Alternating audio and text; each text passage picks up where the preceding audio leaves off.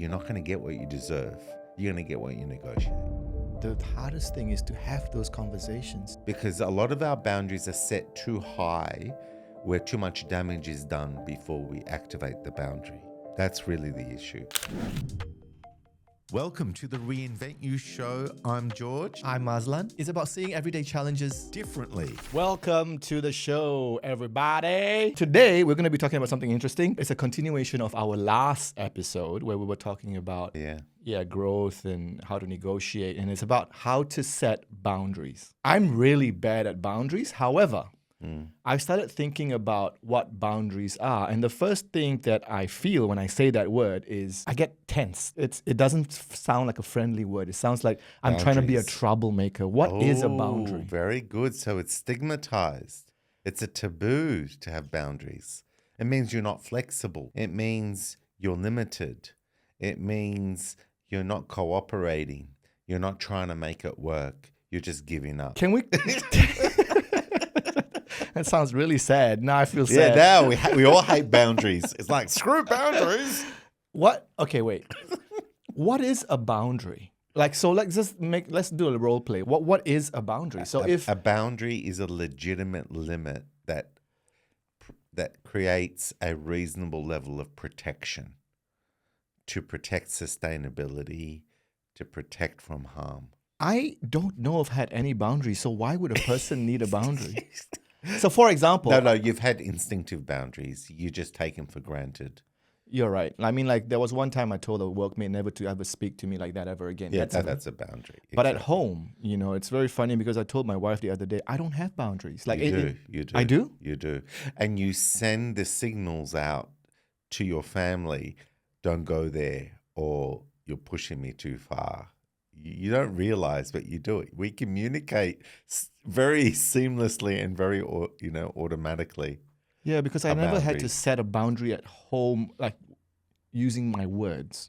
I don't say. You've got that look, just like my dad. Dad stare. My dad used to give me the dad stare, and oh shit. I don't know. Like I was having a chat with my brother-in-law last night. I said I don't have any boundaries with my wife. She can buy whatever she wants. She can go whenever she wants. She can do whatever she wants. And I'm thinking, where is the boundary at home? But she has her boundaries that align naturally to your boundaries. Because if she went and bought something that added a zero and doubled that much, you'd be going, what happened? What happened to your brain? Like suddenly it's like you've gone too far. What are you trying to do? Ruin us financially? Yes. If she, you know what I mean? If suddenly she bought something for $100,000 because she was bored that day, she really liked it. It was the best art piece ever. It's a collector's item. The guy was a good salesman. Right, okay, so then you set your boundary that says don't spend that amount of money. Yeah, because I've never had those boundaries where I go, no, you have to come home by 7, or you can't go out with your sisters. Yeah, but boundaries are meant to be when something's not working, when something is pushing on you, so it's unsustainable, it's causing harm. So you can't just say, oh, I don't have boundaries, because you don't need boundaries when they're not needed. So everyone's following rules that makes it flow, that makes it work. Boundaries are not something you have to carry around and just push on people. Okay, so then how does one go about setting a healthy boundary with, say, a colleague or a partner? Okay. And when do you need to set it? When do you go, I need a boundary now? I'm going to spitball this. Right. Because I've always covered boundaries at a level where I thought was helpful, but I don't believe I ever did a deep dive into how to build a boundary from scratch. And I like that challenge. Why don't we explore together what are the fundamentals, the principles of which you need to use to build a boundary fit for purpose? Okay. How do we go about doing that? Well, what we'll do is we'll give me real situations, then we'll look at what boundary works, then we'll look at what we're doing to build that boundary and analyze what principles we're using. So we'll achieve two things at the same time. Okay. While we're building it, we'll analyze what we're doing instinctively to build it and learn from that so that we can actually build it for any situation. All right. All right. I've got one scenario where it's prevalent in, back in Malaysia and Southeast Asia where we work late and we're expected to work on weekends. Yeah. So I'm going to play a boss who's going to ask you to work on weekends Yeah. and you're not going to get paid for it. But to do it because everyone else does it and I do it, I'm the boss. Mm-hmm. That's pretty standard. All right. All right. So rule number 1 of boundary building. Do I have a bigger picture of what the true harm is if I enforce a boundary? Because right now I'm experiencing two things. One is I'm exhausted. I'm not there for my family. And so therefore I don't want to work on a weekend, right? right. But the other part is, are there jobs that I can get that will deliver what my family and I needs, where I then don't need to be held at ransom by this employer? Okay. Because you see, at any point of setting the boundary, you are trying to avoid harm. But if you back into worse, well, then that kind of didn't work, did it? So my scenario is an interesting one because I might lose my job if I don't listen to this person. So that could be a backing into another harm. Yes, but let's look at that more closely. Because what are you not listening to? Where are you not being reasonable? Where are you not trying to negotiate with a genuine balance for well-being, for being productive, for being creative? Where are you not doing that? I'm not sure. Because wouldn't you agree that if you're operating from a place where you're proud that you are genuinely being of value, that if you end up being fired for being something that is genuinely amazing, you're probably going to land somewhere better. Like, there needs to be some philosophy that says, if I am being genuinely of great value, I will always attract value exchange opportunities because people want the value. Right. So as long as you first audit yourself around that person doesn't seem to be experiencing value from me, what are their expectations and what value do I need to deliver that is within my means? And if it's beyond my means, then I need to negotiate what my limits are. And then that starts to form the boundary. Because no one can squeeze blood out of a stone, right? But if you've innovated a way to find some blood in a stone, good for you. You can give them some blood out of the stone. But until you have, no one can expect something that's not normal to come out of you. You know what I mean? Like, do you know what I mean? Like, because I want you to be so creative. I want you to give me next level value, even though no one around me delivers that value. And I don't even have the ideas for you to deliver the value. I just want you to somehow miraculously find the way to give me extreme value because I want it. Yummy. I just want the value. And I don't care how you do it. And I can't guide you because my brain won't let me come up with the ideas. But you have to, and I'm going to pressure you to do it. Do you see what I just did? Yep. I just exaggerated the unspoken.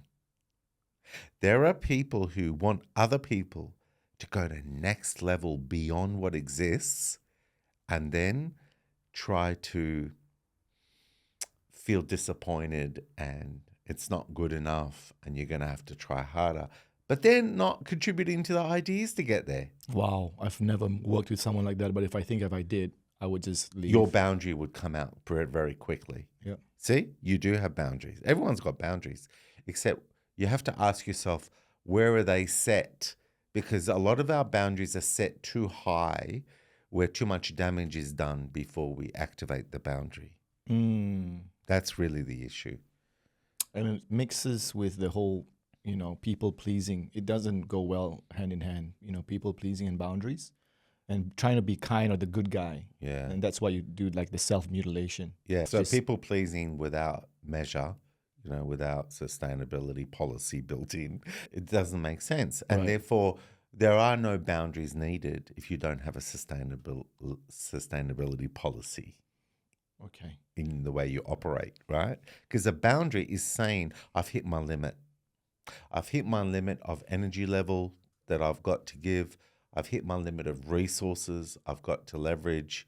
I've hit my limit of ideas to try to create a problem solve this. I mean, I've hit my limit. It's not like I've given up. If I come up with an idea or if I talk to someone else and they give me an idea, great. But right now, I can't. I can't work that many hours. I can't push that much productivity out. But I am open to learning if there's an idea from you that would help me get there. And if they don't offer it, you say, well, then I'll keep being open-minded. I'll keep doing some research, but I haven't found it yet. Right. Yeah. But in my scenario, though, how does that apply? So a manager just asked me to work over the weekend. Yeah. And okay, there's a mixture of that. Maybe they want me to become more creative. But what if they just want me to work because there's so much work in the backlog, and they use the premise that everyone else is working late, so I'm working late as well on Saturday and Sunday. Why aren't you working, even though they're not getting paid? So in that scenario, how do you negotiate a boundary? How do you set up? Do you need to set a boundary, or do you need to negotiate more like, okay, tell me what are the top 3 things. I'll have a look at them on Monday. All right. Okay. This is a good situation, right? Because there's peer pressure, isn't there? It's peer pressure for sure. Yeah. So with that in mind, let's look at the layers here. All right. So let's 8-step this. Let's connect fully and understand first.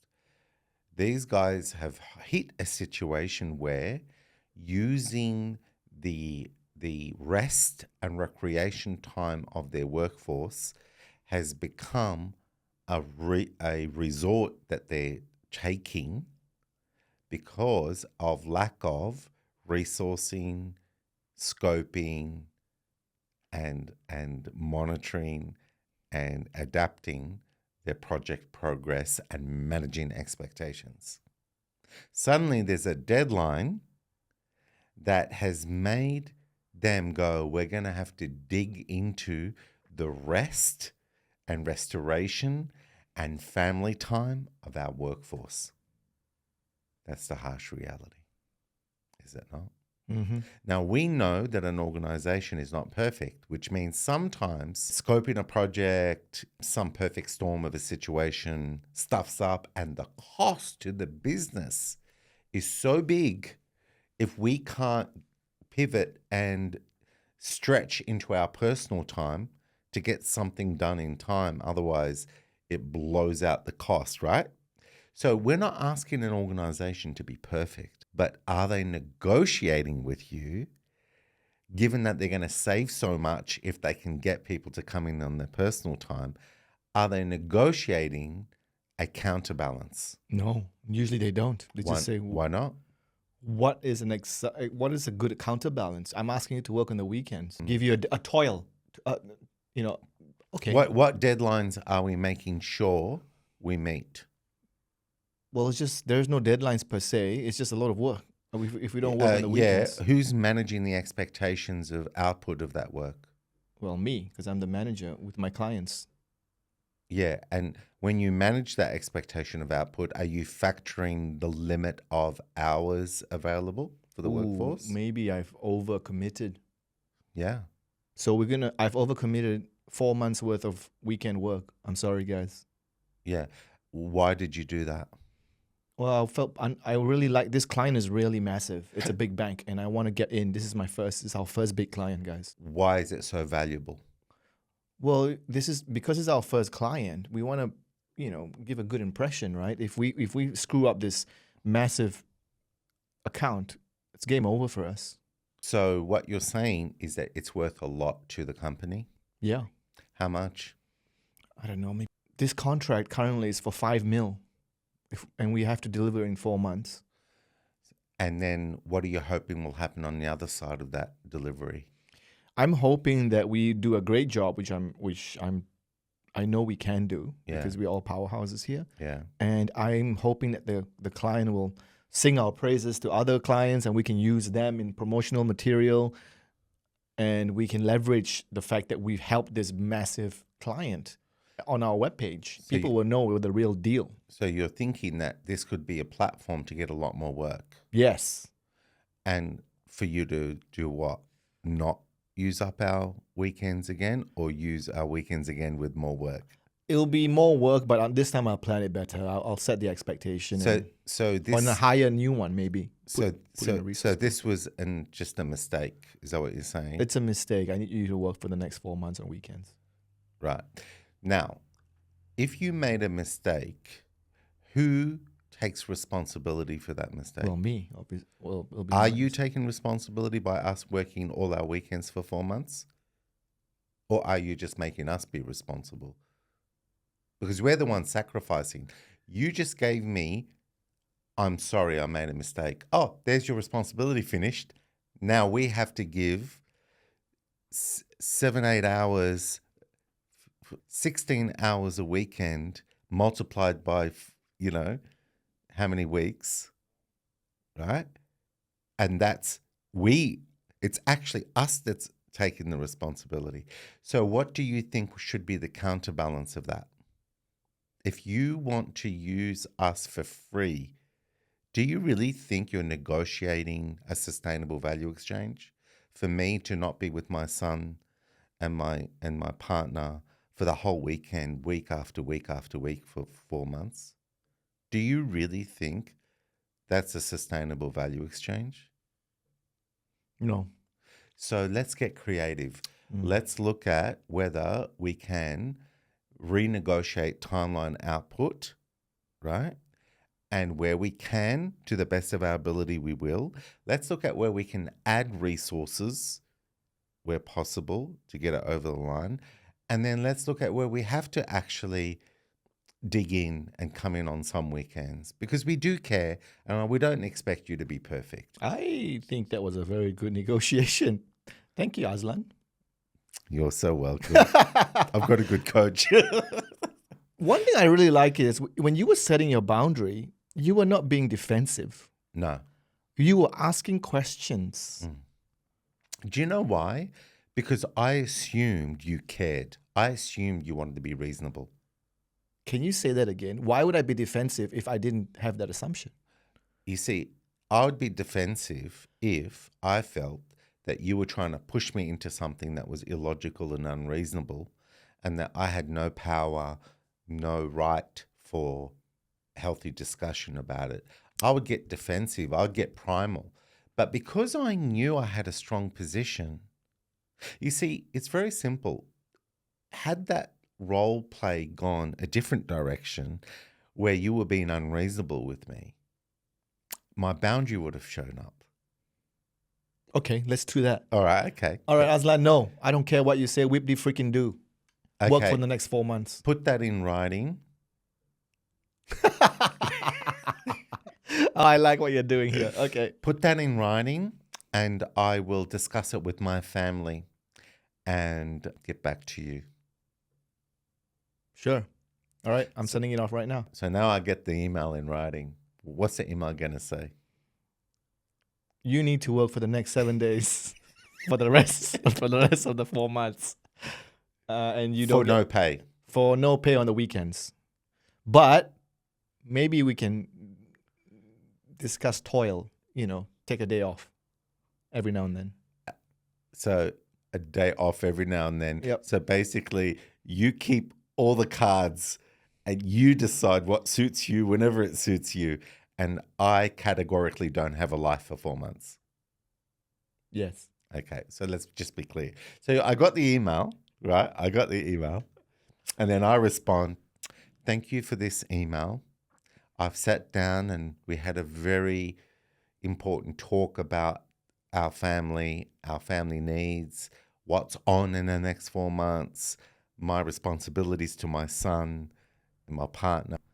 And regrettably, I will not be available for weekends for 4 months. Your boundaries was activated. Because you treated me like shit.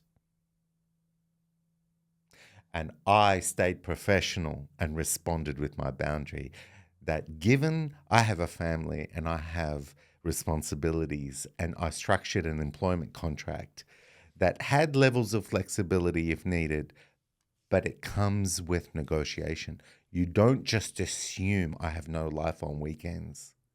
I don't have weddings. I don't have sick children. I don't have important commitments to take my child somewhere. You don't just assume that. Right. Okay, fair play. So then the person goes, oh shit, I'm getting pushed back. Now what are you going to do? Escalate it to their manager? Hi, I've told them to give up their weekends for 4 months and they refused. And he looks at the email and go, what did you work out with them? Nothing. I just told them, just do it. It's not going to look good. Right. It's not going to look good.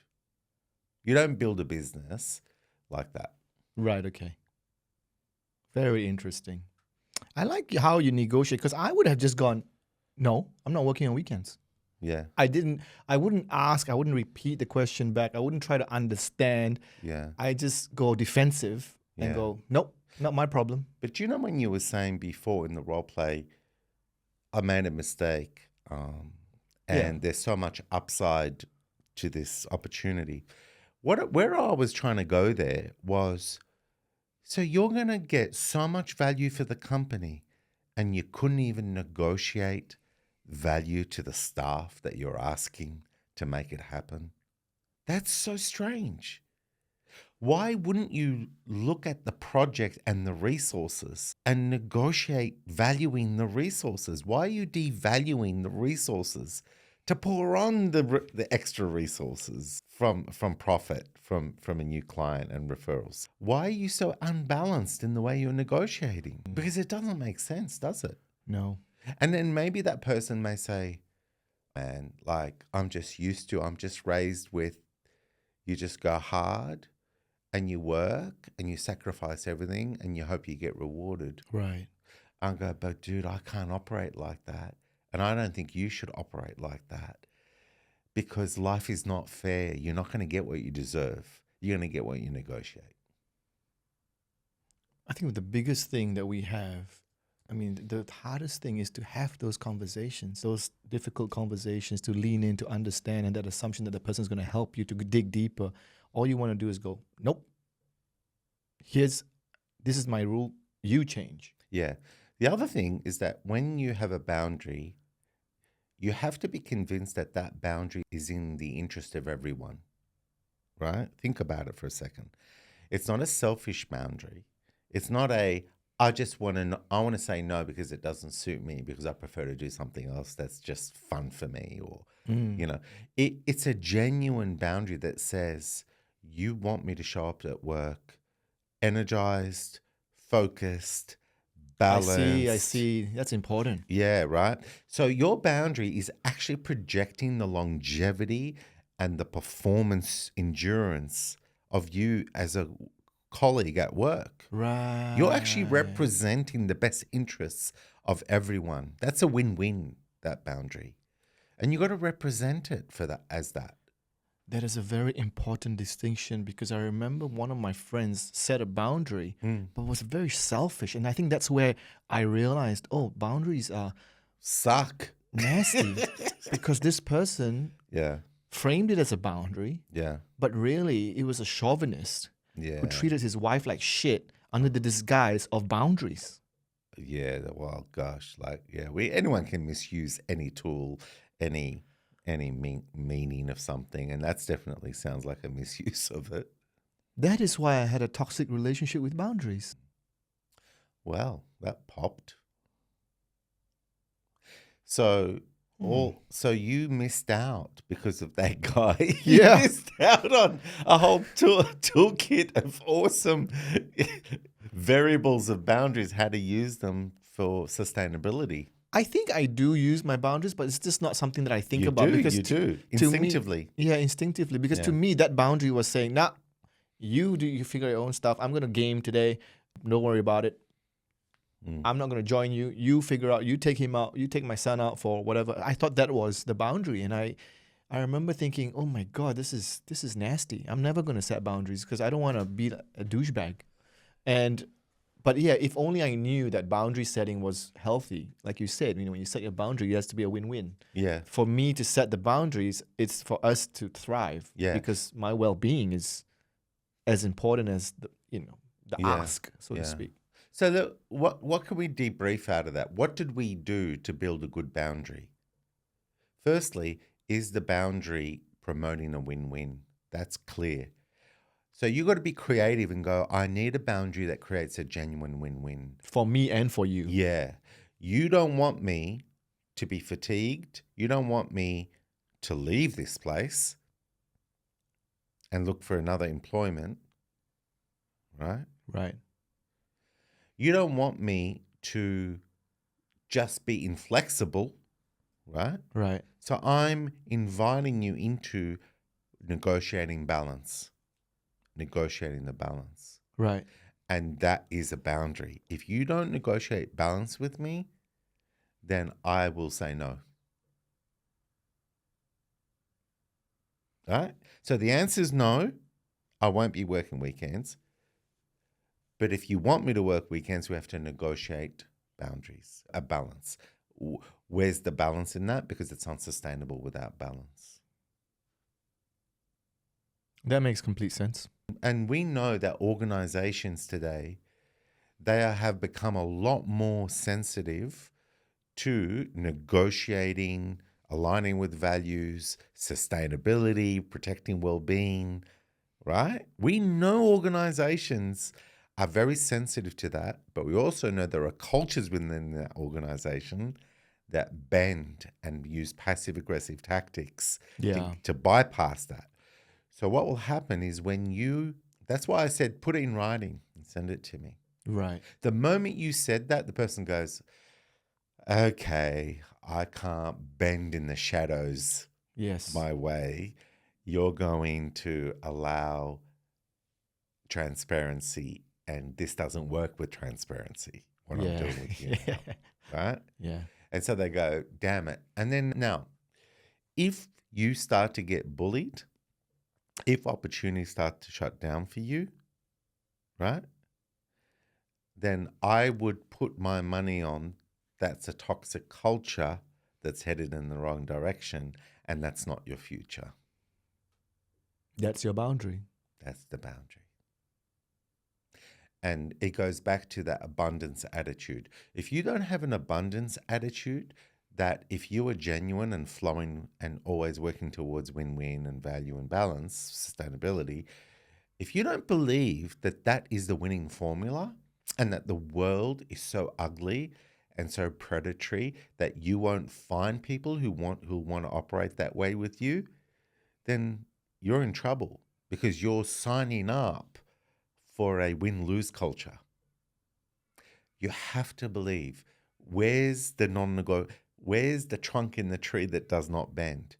I personally do not bend for that world where I have to be a slave. I have to squash my values and even my sustainability and burn myself out just to survive, just to be accepted. Right.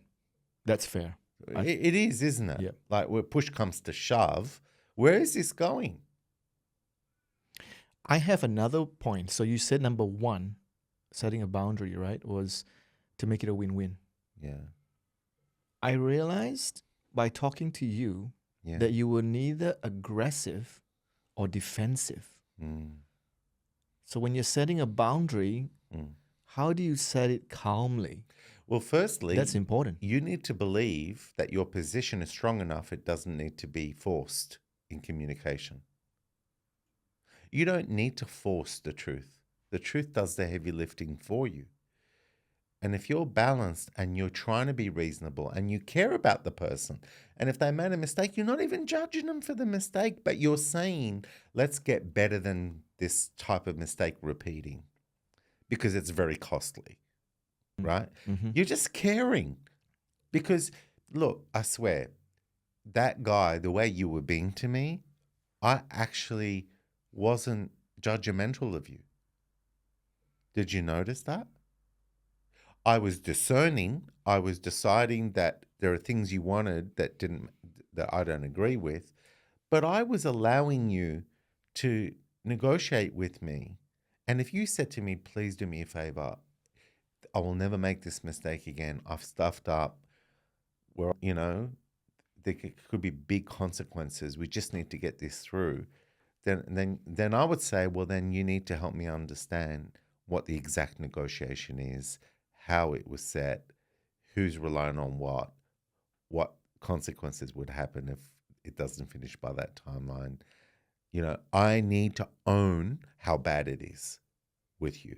Because if I own how bad it is with you, you're giving me a chance to pop ideas that can help us get through it with minimal damage. Man, that requires a whole assumption shift because nobody thinks like that, George. Nobody in the real world really puts time and effort into Nobody in the real world? I mean... That's a big statement there. I mean, okay. In your real world. In my world, it's difficult because people get defensive, and even myself. If people ask me, Aslan, travel to the mine site for 6 days. Why?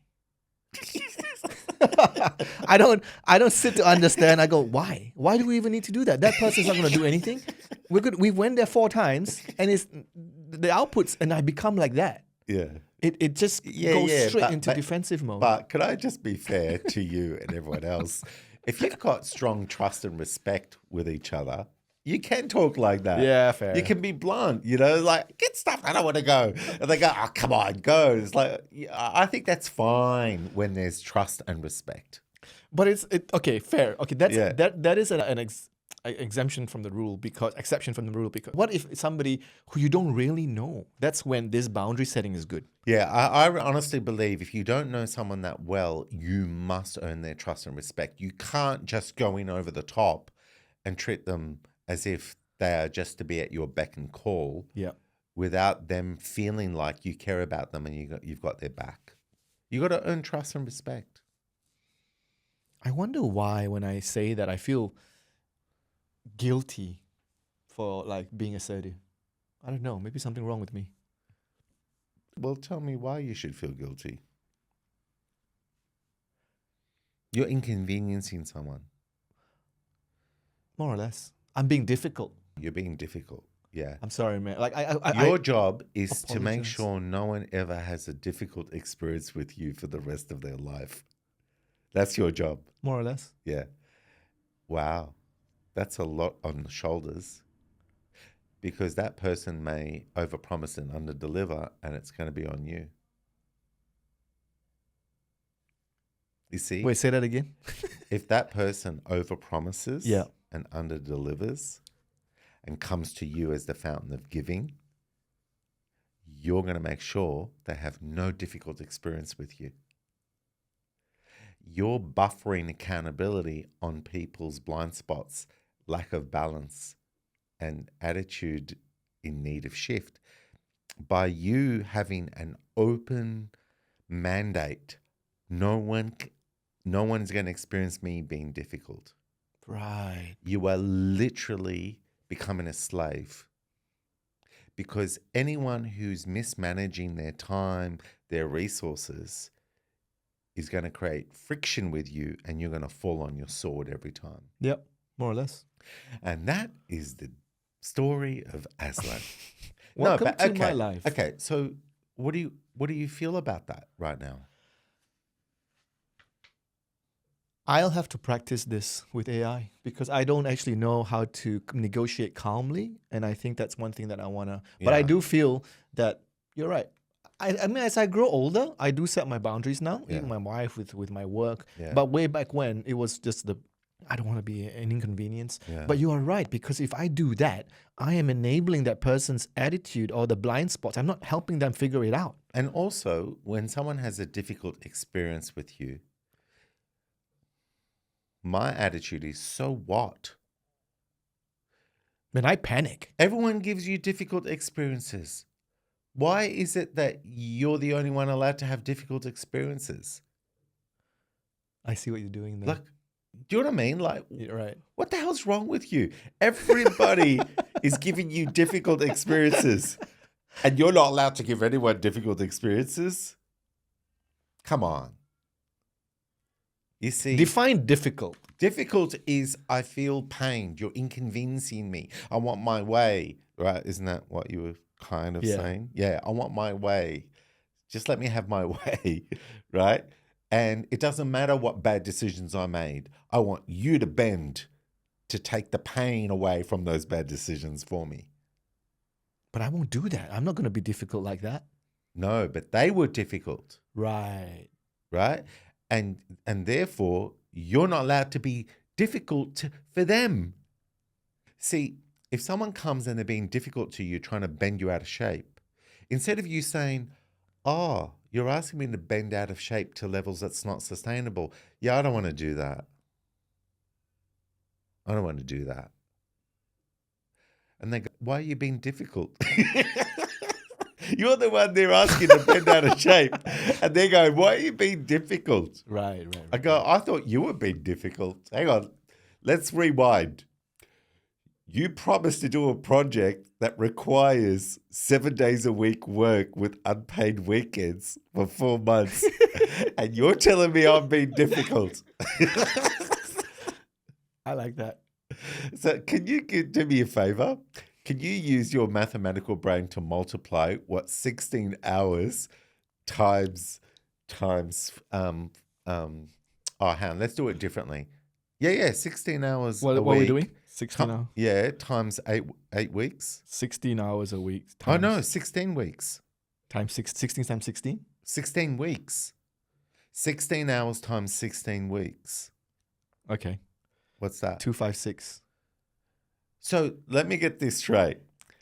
You're asking me to work for 256 hours unpaid when I'm supposed to be with my family, and I'm being difficult for saying no. You know, sometimes you just need to know what you're really dealing with rather than get emotional and react over the top, the surface level. So remember, we talk about 8 steps: connect fully, understand first, understand well. Well, understand well means you've added how many hours they're asking of you and when they're asking of you and for how long and what it adds up. That's the understanding well. And that is someone being very difficult. Wouldn't you agree? Yeah. That's a little bit too difficult. That's an extreme. Exactly. That is an extreme. But you decide what is an extreme for you, right? Because if you were single and you were just trying to go up the corporate ladder and you went, I don't care, I will eat this up for breakfast this 4 months of 7 days to show what I'm willing to do for this company, you may make that judgment call. That's up to you.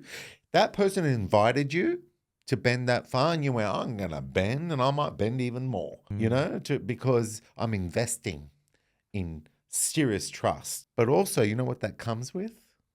It comes with unspoken agreements that you bend far like that happily, which means they never have to better negotiate and resource because they've got huge buffering leverage in someone's spare time. Do you know what I mean? Like whenever you're scoping something, you don't learn to scope it differently because if there was no consequence. You're right. There was no consequence. So why would you scope it differently? I love that. I love that. Patterns. I think we always got to look at what patterns are we trading on and what patterns are we forming that's going to put us into an unsustainable state leading into burnout. And you have to understand well. 8 steps: connect fully, understand first, understand well, and then repeat those first 3 steps on yourself, which is, well, where am I at with that? What are my values? What are my weaknesses right now? I'm a people pleaser. Damn, so I'm actually feeling pressured to bend that far. Or just rudely defend myself because I've bent so far for so long, be overly defensive and just say no, right? So you stop negotiating. You see, if they said to you, we'll pay you $50,000 bonus and we will give you half that time, even though we paid you huge bonus, half that time you're going to have in extra leave. Oh, wow. And then you think to yourself, that means I'll take my family on a a beautiful international holiday. There's your counterbalance. I love that. So you can I'll come take back that. to him. Say to him, I never say no. I say yes, but here are my conditions. Ooh, I love it. Right? I love that. Yes, if I'm going to put 256 hours, I want them factored at double time, double time. And I want half that time given to me in extended leave as well, because that's the only way I can counterbalance for my family, to be there for them and take them somewhere nice. Man, that would be a dream if I could say that. Yeah, and but then get it. No, but what's good about that is they go, sorry, we rejected your proposal. And you go, what a shame. What a shame I have to. What a shame. The deal's off and I can't be working 4 months. I appreciate that you rejected my proposal. I get it. You see how the dynamics change. Yeah. Wow, this is so good. This is so good. Man, I always thought setting boundaries was like being apologetic or defensive or aggressive. Those 3 things. Now you've made me realize it's really a negotiation, a form of negotiation. Yeah, you can't set boundaries without negotiation. Welcome to my life. I've been setting boundaries without negotiating. Yeah. Like forcefully. Yeah, and that's why it's bad. Right. It just says, nah. That's why it doesn't feel nice. That's not going to happen. Yeah. I don't feel Unless nice. it's a moral thing where you could just say, no, I'm not going to let you sleep with my wife. That's really easy. You don't have to negotiate. Well, maybe. I'll give you $1 billion in decent proposal. $1 billion. Could, yeah. Then your wife goes, honey, just think about it for a second. Don't answer that quick. $1 billion. Imagine if my wife was next to me. You know. Well, yeah, if these are my conditions. We get a business class trip to Japan for a month. And she'd be like, what are you doing? Oh, that's gold. I'm tearing now. Shit, that's gold. That is so cool. I've lost my train of thought now. I don't even know what I'm doing. Man, you know one thing I realized as well? When you start setting boundaries, people get angry. Like, especially when you suddenly change. No negotiation. When there's no negotiation. I used to just be like, bend over and screw me in the sort of guy. And then suddenly I started setting boundaries. I mean, not literally, but censor still. But it is so funny because I remember setting my boundary once, and they were like, I was like, "What's wrong?" Yeah. And I remember that time clearly when I was 28, I think it was. Yeah. And I said one time, I'm not going to do this. And they would look around the table and say, Azad, what are you talking about? Yeah. And they got angry that I set my boundaries because it was not convenient and it wasn't normal. And then they ask you, what's going on? What are you doing?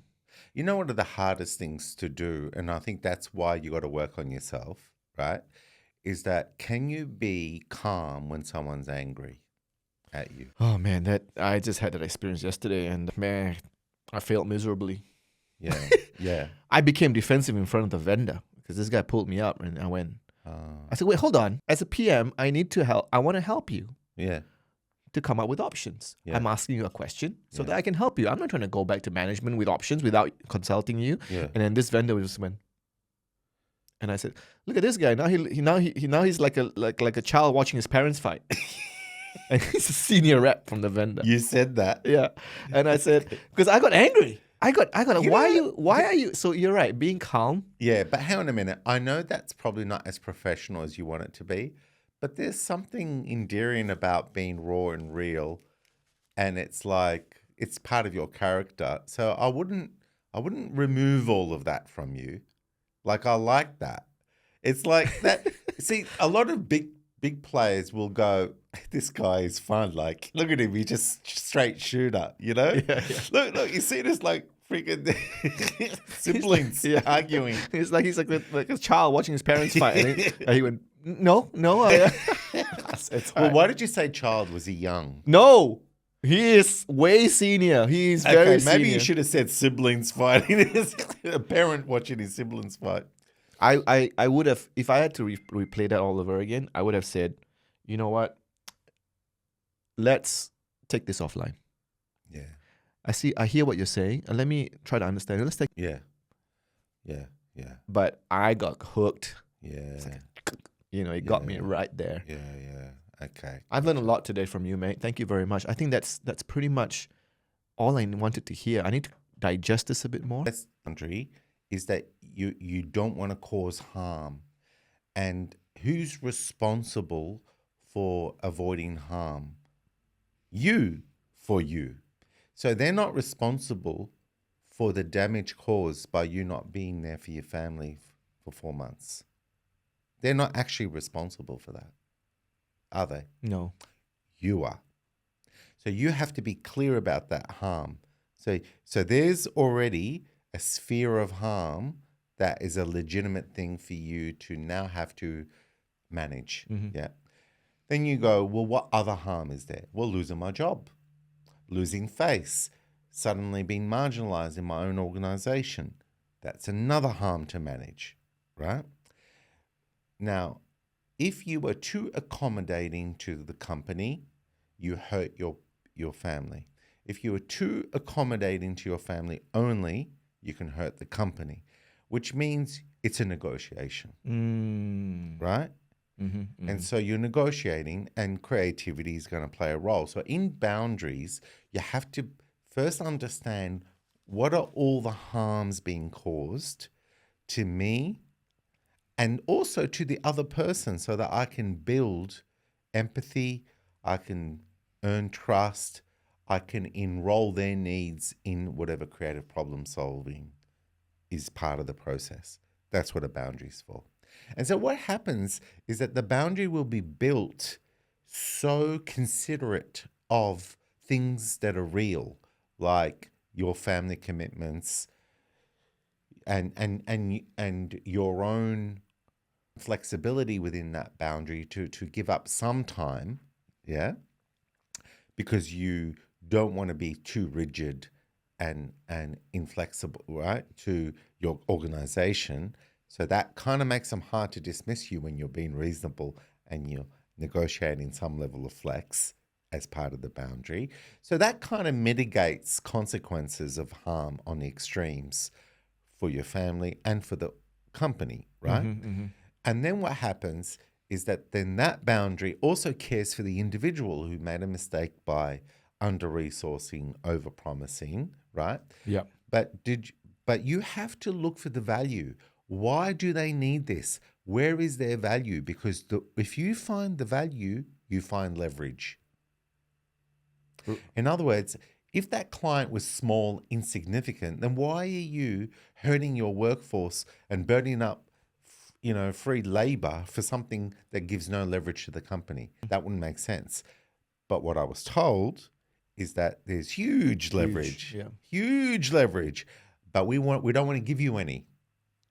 Yeah, the workers. Yeah. As soon as you saw that much leverage, you go, where's the negotiation for the sustainability of removing weekends for 4 months to staff? So in a boundary, you look for the value as part of the negotiating what that boundary needs to look like. Understand. Yeah. Okay, that's good.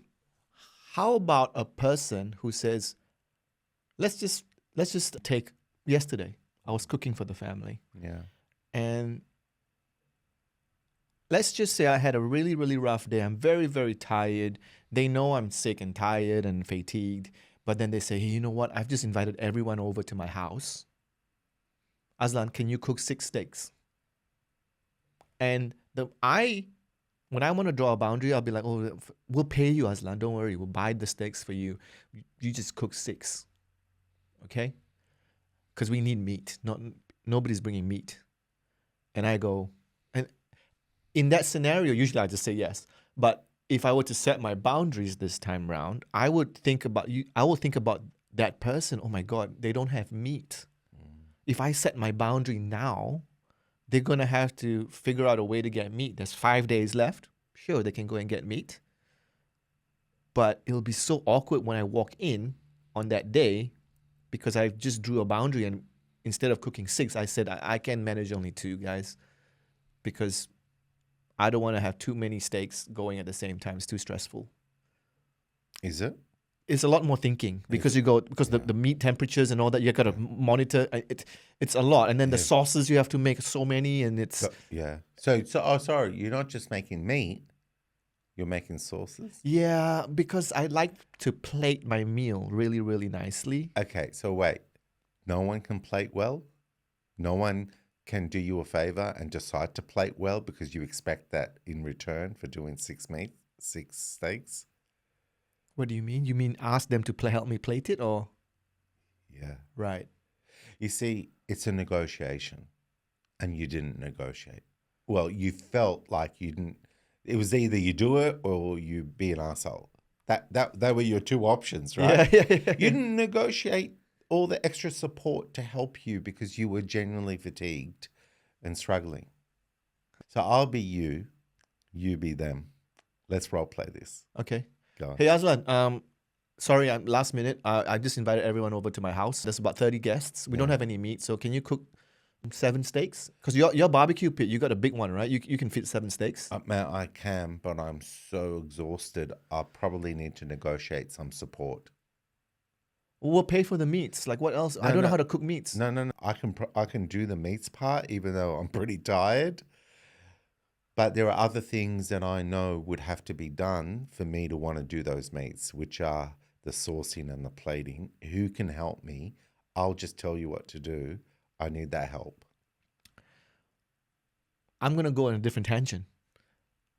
Why do you want to do plating? You don't have to plate. Just cut the meat out and put it on the table. That's it. I don't care about plating. I do. So you need to do it as a favor for me. Why are you being so difficult? Just put it on the table. Why are you being so... I'm tired. I don't want to do the 6 steaks. I'm trying to make it work for both of us. Okay, so what do you want? You do me a favor. I'll be difficult to you. You be difficult to me, and we'll love each other. Okay? Lighthearted is helpful too, right? I see what you're doing there. I'm a pain in the ass to you for asking you to help me plate. And you're a pain in the ass for me because I'm exhausted and I couldn't be stuffed doing 6 steaks, but I'm going to do them because I love you and I care for you. So you bend for me and I bend for you, and we'll hold hands. I like what you did there. That's very, very... Okay. Yeah. Okay. Yeah, because I just absorb it usually. And I'll just do all 6 and I'll get all the vegetables, everything. I know, because you like to go hard, right? But also think about it this way. Some people go dark on that, don't they? They get all uppity and they shut down. Go, don't worry about the steaks, and they want to guilt you. Yes. Yeah? All right, you want to try that one? Okay, let's do that. All right, go on. Okay, so as I cook 6 steaks, I've got a lot of people coming over. All right. We're fast forwarding the part where I've said, help me, and then we get to the point where you then... Whatever. I don't cook the steaks. So you actually don't want to help me? Well, I've got things to do as well. I'm cooking this, I'm cooking the curry, I'm cooking the thing. Nobody else is helping me. Well, then why don't you ask them to help? Everybody should be helping. But James can't help. He doesn't know how to cook for anything. Mary's going to be late. He can plate. He doesn't have to cook. He can do the plating. But I'm so busy, Aslan. I've got 4 dishes. No, you're not busy enough to ask him to plate because Aslan asked for the favor. No, do it again. Say, oh, don't worry about it. Don't worry about it. Yeah? Don't worry about cooking the 6 steaks. Right. You've really let me down. I'm really disappointed that you weren't willing for us to make this happen. Oh, well, don't worry about it. You don't worry about it either. That's almost passive aggressive. No, in other words, you were being passive aggressive to me. And I went, oh, really? Is that what that looks like? Well, here's a mirror to reflect it right back to you. Are you enjoying it? Look, obviously we're human and things aren't going to get to us. Yeah. But sometimes you need to put a bit of a mirror and go, you're being passive aggressive to me, so I can guilt you too for letting me down.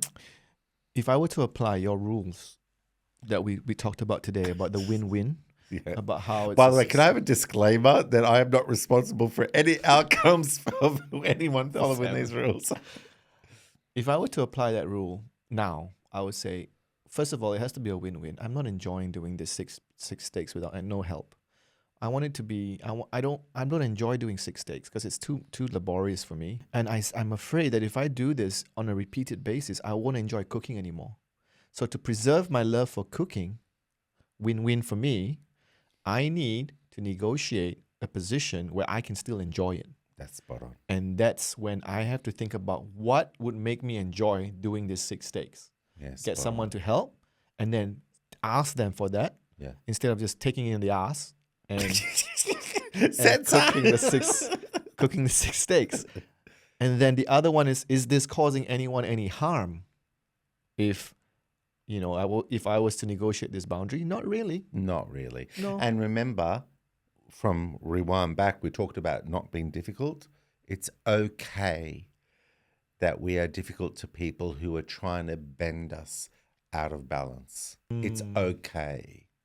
And it's okay that they're angry because they just don't want to bend at all, but they want you to do all the bending. So they're angry, trying to intimidate you to just bend. It's okay. Think about it. It's okay. They're allowed to be angry and they can live with that anger and you don't have to give a shit. That's a real choice. I don't care about your anger. Zip, nothing. I don't care. I don't feel it because I know it's unreasonable. Right. So my boundary is I feel nothing. I feel no expectation for anger to want me to bend and you won't bend an inch in negotiation. Nothing. I feel nothing. I actually don't care. That's power. Now, here's the good news. They get over it. Yeah.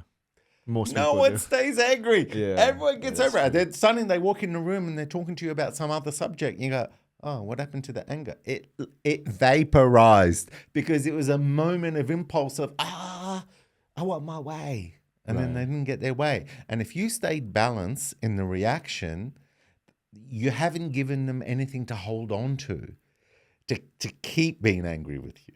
If you're being reasonable, that anger is like Teflon. It doesn't last long. It eventually just dissipates. So you have to trust in the physics, right? Yes.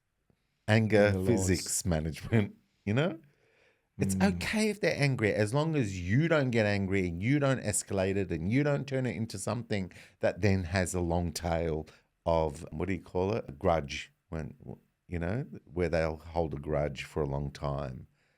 If the grudges won't last long if you don't escalate it. So it's okay for people to be difficult. It's okay for you not to care and oblige that by bending when they don't want to bend. You see, if you see it that way, you become more secure in yourself because you see it in full technicolor, the unreasonableness, and it's just are you going to sign up to that? No, exactly. When you see it properly, it's hard to sign up to it mentally and emotionally.